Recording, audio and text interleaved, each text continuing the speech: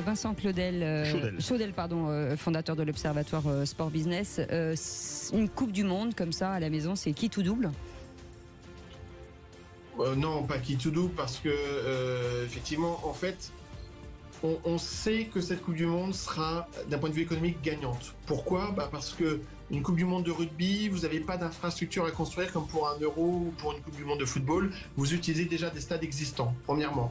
Donc vous n'avez pas de problématique de financement ou pas dans les mêmes proportions. On a parlé du tourisme. L'avantage du tourisme d'une Coupe du Monde de rugby par rapport à une Coupe du Monde de football, c'est qu'une Coupe du Monde de football, c'est en général de mi-juin à mi-juillet, dans une période estivale où de toute façon, l'activité touristique est déjà assez forte. Là, vous êtes sur une activité touristique qui est plus creuse, septembre-octobre, et donc, évidemment, Coupe du Monde de football, Coupe du Monde de rugby, vous allez remplir les hôtels, certes, mais vous allez les remplir plus sur une période où les hôtels étaient a priori moins remplis, et donc il y a vraiment un boost là-dessus. Autre élément qui est important, c'est qu'une Coupe du Monde de rugby, c'est plus de 6 semaines de compétition. Là, une Coupe du Monde de football, c'est 4 semaines. Et non seulement c'est plus long, mais en plus, le rugby est un sport de combat collectif. Ça veut dire qu'il n'est pas possible de jouer tous les 3 jours. Vous allez jouer tous les 5 jours. Donc quand vous avez des supporters qui viennent d'Australie, Nouvelle-Zélande, Afrique du Sud, etc., eh bien ils sont là la plupart du temps pour aller en quart, demi, voire en finale. Donc ils sont là sur une longue période, et entre 2 matchs, qu'est-ce qu'ils font ? Ils visitent la France, et donc ils dépensent. Ils dépensent tout simplement.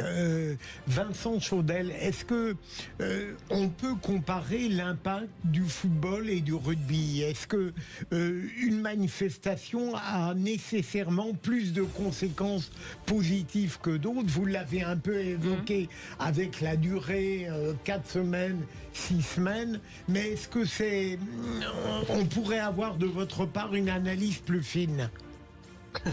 Je vais essayer. Non, plus fine que la mienne, entendons-nous. Ça, c'est impossible. Non, et puis surtout, j'ai laissé présumer que je pouvais être narcissique, ce qui n'est pas le cas. Mais pas pervers.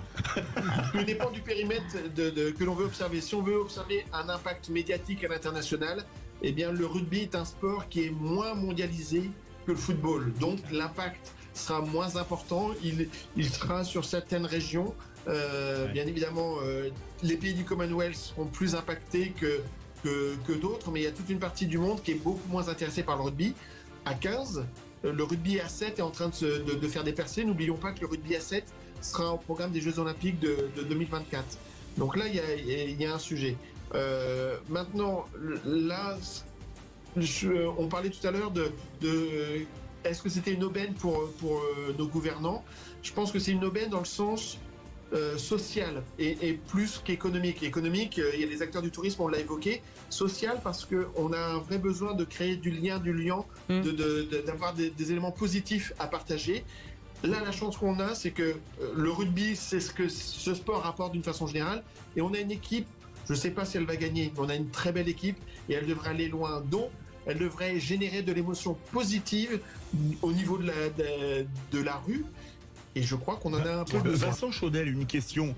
Pour la première fois, alors c'est la 3e fois qu'il y a la Coupe du Monde en France, mais la première fois où tous les matchs se jouent en France, en 91 et en 2007, il y avait eu des matchs dans les îles britanniques. Il y a même des matchs à Lille. Lille qui est pas franchement une terre de rugby, qu'on le veuille ou non. Est-ce que quelque part, c'est pas la preuve que maintenant, le rugby en France, c'est vraiment le sport co-leader avec le foot ? Et est-ce qu'on peut fantasmer, si vous me permettez, on gagne la Coupe du Monde, est-ce que ça pourrait avoir économiquement les mêmes conséquences que la victoire de 98 ?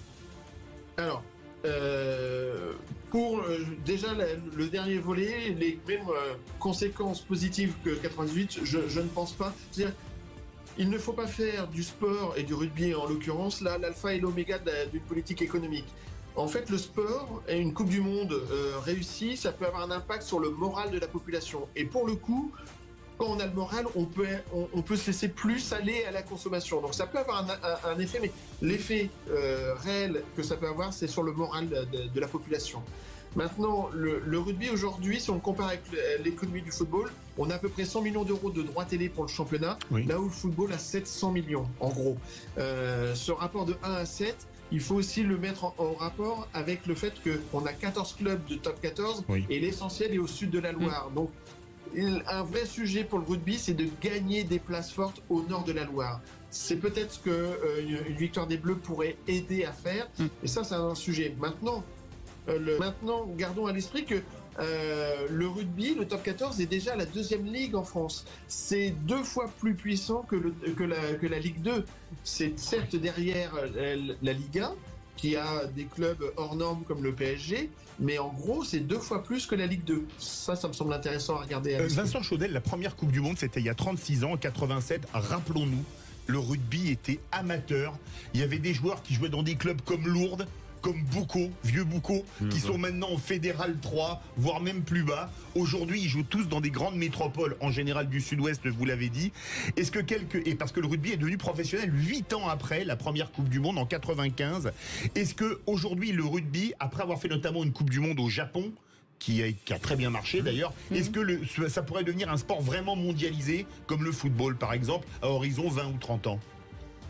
Alors, pour l'amateurisme, vous avez une boule de cristal ou pas? Il est très bon. faudrait juste mettre une petite parenthèse, c'était ce qu'on appelait un amateurisme marron quand même. Mais bon, c'est vrai. Il est vrai que Mandela en 95 et Bernard Lapassé, à ce moment-là président de l'IRB, feu Bernard Lapassé, avait déclaré le rugby professionnel. Je pense que l'avenir mondialisé du rugby passe par le 7 plus que par le 15. Le 15 est un sport très particulier, avec une culture. On voit la difficulté d'un pays comme l'Italie qui s'est mis au 15 depuis maintenant 3 décennies, et toutes les difficultés que l'Italie a encore à être vraiment performante au niveau international. C'est très compliqué d'avoir une filière de 15. Je le rappelle, l'Italie a toujours rejoint les 6 nations en 2000. Oui, c'est ça. Donc on est dans la 3e décennie. Oui.